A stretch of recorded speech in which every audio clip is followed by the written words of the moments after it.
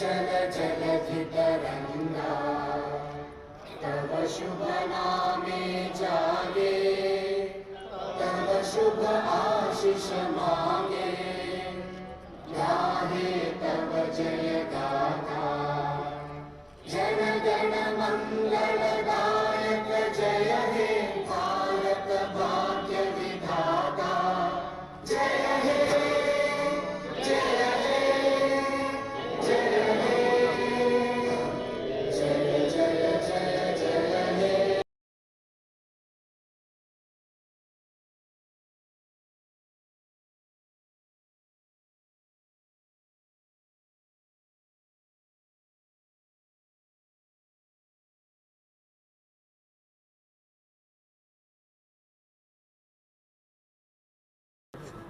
గణతంత్ర దినోత్సవ వేడుకలు అంగరంగ వైభవంగా జరుపుకుంటున్నాం.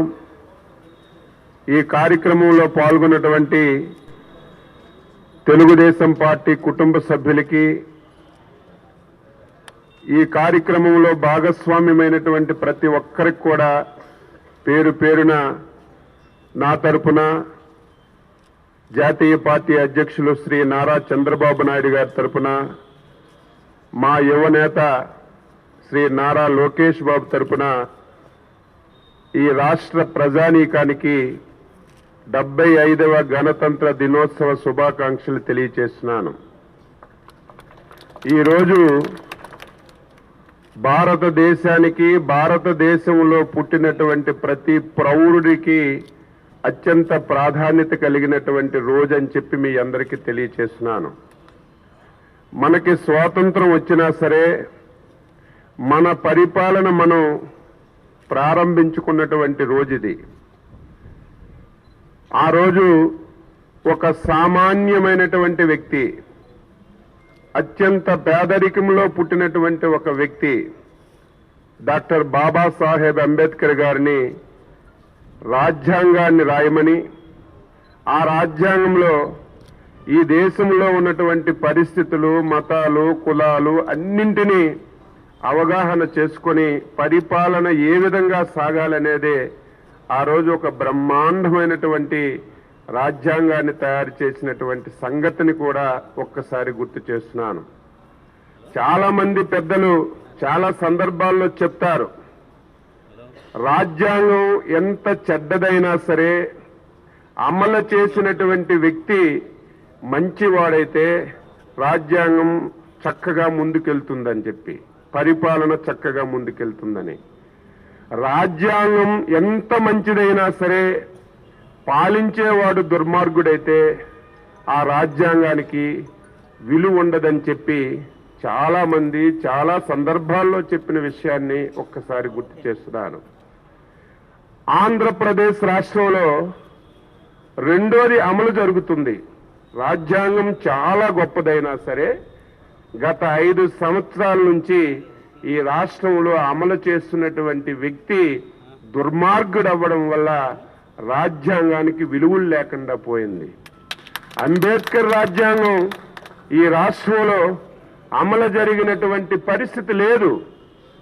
సొంత రాజ్యాంగాన్ని, రాజారెడ్డి రాజ్యాంగాన్ని సొంతంగా తయారు చేసుకుని ఈ రాష్ట్ర ప్రజానీకం మీద 5 సంవత్సరాలుగా ఏదో ఒక కులమైతే బాధపడొచ్చు, ఒక మతమైతే బాధపడొచ్చు, ఒక ప్రాంతమైతే బాధపడొచ్చు, ఒక వ్యక్తి అయితే బాధపడొచ్చు, ఒక దుర్మార్గమైనటువంటి వ్యక్తి చేతుల్లోకి ఈరోజు పాలన వెళ్ళడం వల్ల, సొంత రాజ్యాంగాన్ని అమలు చేయడం వల్ల ఆంధ్రప్రదేశ్లో 5 కోట్ల మంది ఈరోజు ఇబ్బందులు పడుతున్న విషయాన్ని ఈ సందర్భంగా గుర్తు చేస్తూ, తెలుగు ప్రజలారా, ఆంధ్రదేశ ప్రజలారా, మళ్ళీ ఆంధ్రప్రదేశ్ రాష్ట్రంలో డాక్టర్ బిఆర్ అంబేద్కర్ రాసినటువంటి రాజ్యాంగాన్ని ప్రతి ఒక్క వ్యక్తి పొందాలంటే, ఆ రాజ్యాంగాన్ని ఈ రాష్ట్రంలో ఎటువంటి అరమరికలు లేకుండా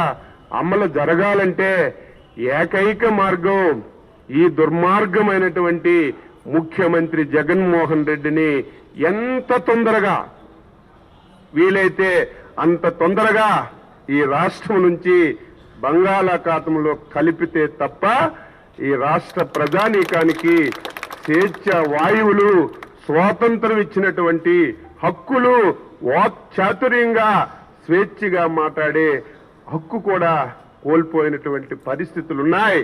అందుకే ప్రజలందరూ కూడా ఆలోచన చేయమని ఈ సందర్భంగా పార్టీ తరఫున కోరుతూ, మరొకసారి దేశ విదేశాల్లో ఉన్న తెలుగు వారికి, ఈ రాష్ట్ర ప్రజానీకానికి రాష్ట్ర తెలుగుదేశం పార్టీ తరఫున మరొకసారి 75వ గణతంత్ర దినోత్సవ వేడుకలు తెలియజేస్తూ అందరికీ నమస్కారం.